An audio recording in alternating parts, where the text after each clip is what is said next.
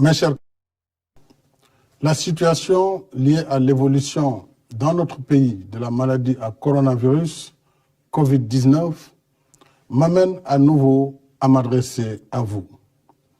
Cette maladie, apparue en décembre 2019, est devenue une pandémie, c'est-à-dire une épidémie à l'échelle mondiale. Les chiffres parlent d'eux-mêmes.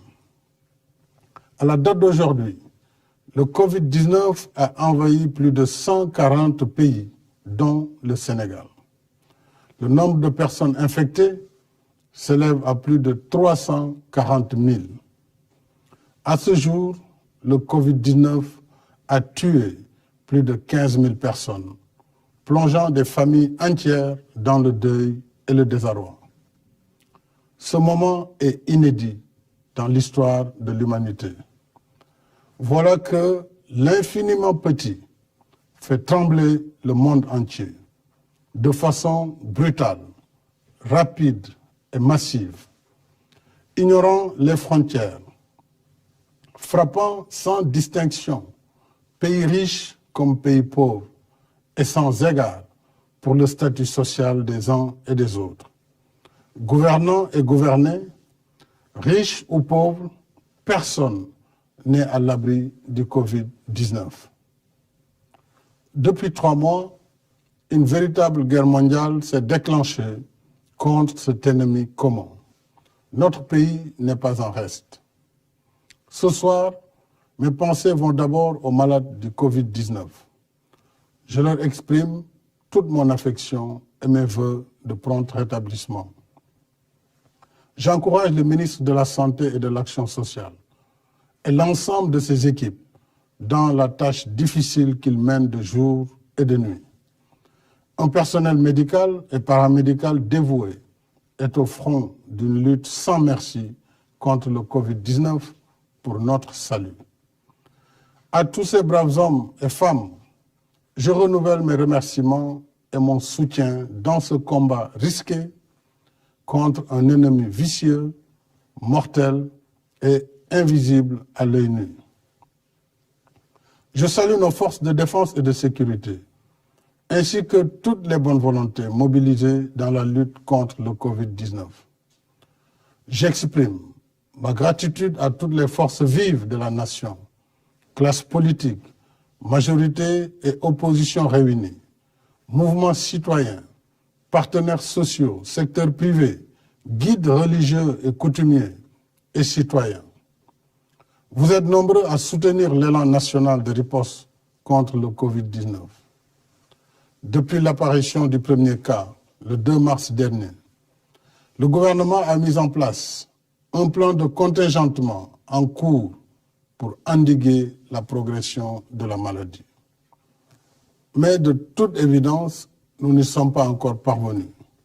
Au contraire, d'un premier cas déclaré le 2 mars, nous en sommes aujourd'hui à 71 malades sous traitement dans les 4 arrondissements de Dakar, ainsi qu'à Mbao, Yeumbeul, Guédiawaye, Rufisque, Touba, Mbour, Thiès, Popenguine, Saint-Louis et Ziguinchor.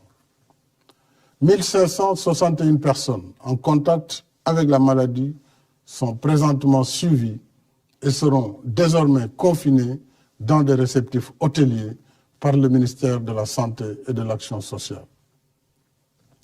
L'épidémie qui était confinée à un seul foyer s'est étendue à d'autres localités du pays. C'est dire que le virus gagne du terrain.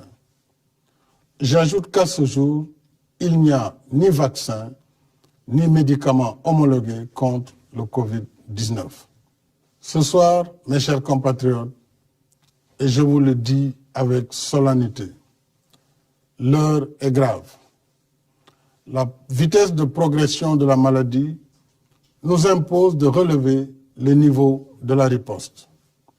À défaut, nous courons un sérieux risque de calamité publique. En conséquence, en vertu de l'article 69 de la Constitution et de la loi 69-29 du 29 avril 1969, à compter de ce soir à minuit, je déclare l'état d'urgence sur l'ensemble du territoire national. Le gouvernement, les autorités administratives et l'ensemble des services de l'État concernés prendront toutes les dispositions nécessaires à l'application sans délai du décret sur l'état d'urgence. J'ordonne les forces de défense et de sécurité de se tenir prêtes en vue de l'exécution immédiate et stricte des mesures édictées sur l'étendue du territoire national. Conformément à la loi sur l'état d'urgence, ces mesures donneront en particulier aux autorités administratives compétentes le pouvoir de réglementer ou d'interdire la circulation des personnes, des véhicules ou des biens dans certains lieux et à certaines heures. D'interdire à titre général ou particulier tout cortège, défilé, rassemblement et manifestation sur la voie publique. D'ordonner la fermeture provisoire des lieux publics et lieux de réunion. D'interdire à titre général ou particulier les réunions publiques ou privées de quelque nature qu'elles soient susceptibles de provoquer ou d'entretenir le désordre. Ces mesures non exhaustives pourraient évoluer en fonction des circonstances. Elles sont assorties d'un couvre-feu sur l'étendue du territoire national de 20h à 6h. Une limitation et au besoin une interdiction sera imposée au transport de voyageurs de région à région. Le ministre en charge des Transports, en rapport avec les ministres de l'Intérieur et des Forces armées, prendra les dispositions nécessaires à l'application de cette mesure, y compris en milieu urbain. Conformément à l'article 77 de la Constitution, je saisirai l'Assemblée nationale d'un projet de loi habilitant le président de la République à prendre pour une durée de 3 mois des mesures relevant du domaine de la loi afin de faire face aux impératifs d'ordre budgétaire, économique, social, sanitaire et sécuritaire de la lutte contre le Covid-19. Dans ce cadre, j'ai déjà entamé les consultations avec les institutions de la République. Je les poursuivrai demain avec l'opposition parlementaire. Je tiens en particulier à l'approvisionnement régulier du pays en produits médicaux et pharmaceutiques. Il en est de même pour les denrées de première nécessité. Le gouvernement mettra en œuvre des mesures de lutte contre toute hausse indue des prix. Je suis également soucieux des effets de la crise sur l'économie nationale. Pour en atténuer l'impact, j'ai créé un fonds de riposte et de solidarité contre les effets du Covid-19, Force Covid-19, qui sera doté de 1 000 milliards de francs CFA. Ce fonds sera alimenté par l'État et toutes les bonnes volontés. Je lance un appel à tous, au secteur privé et aux partenaires bilatéraux et multilatéraux, afin qu'ils apportent leur soutien aux forces Covid-19. Les ressources du fonds serviront, entre autres, à soutenir les entreprises, les ménages et la diaspora. Une enveloppe de 50 milliards sera consacrée à l'achat de vivres pour l'aide alimentaire d'urgence. Des mesures fiscales générales et spécifiques seront également prises en soutien aux entreprises. Au titre des mesures générales, il sera accordé une remise partielle de la dette fiscale constatée au 31 décembre 2019, due par les entreprises et les particuliers pour un montant global de 200 milliards. S'agissant des mesures spécifiques, elles bénéficieront aux secteurs les plus touchés par la crise du Covid-19, en particulier l'hôtellerie, la restauration, le transport et la culture. Ces mesures seront également étendues à la presse, compte tenu des changements induits dans ces grilles de programme et du rôle de service public qu'elles jouent dans le contexte de la crise. Les ministres en charge des finances et de l'économie prendront les dispositions nécessaires à l'application de ces mesures. Mes chers compatriotes, l'état d'urgence que je déclare aujourd'hui n'est pas une fin en soi. Il ne s'agit pas non plus d'arrêter l'activité économique.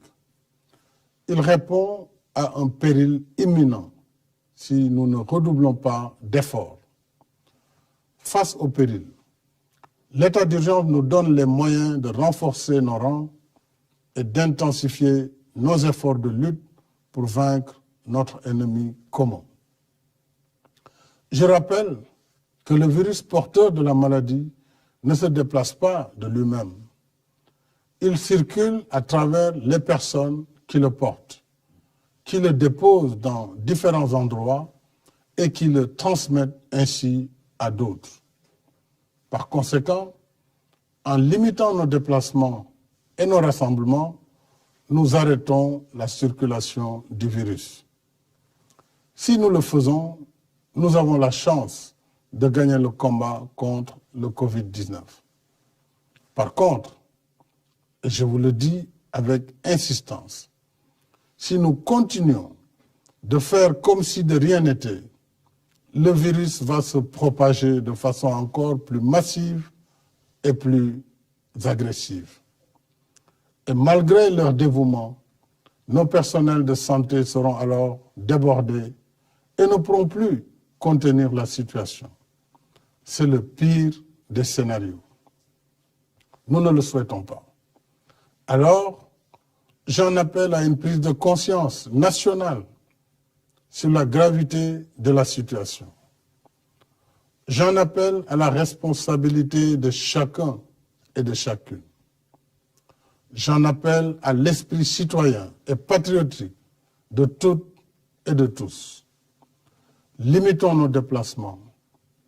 Évitons les rassemblements de quelque nature qu'ils soient. Il y va de notre propre santé et de notre propre vie. Il y va de la santé et de la vie de nos familles et de nos communautés. Mobilisons-nous, mes chers compatriotes. Ne laissons au virus ni la vie, ni nos vies. Il y va de notre salut. Il y va du salut de la nation. Bonsoir.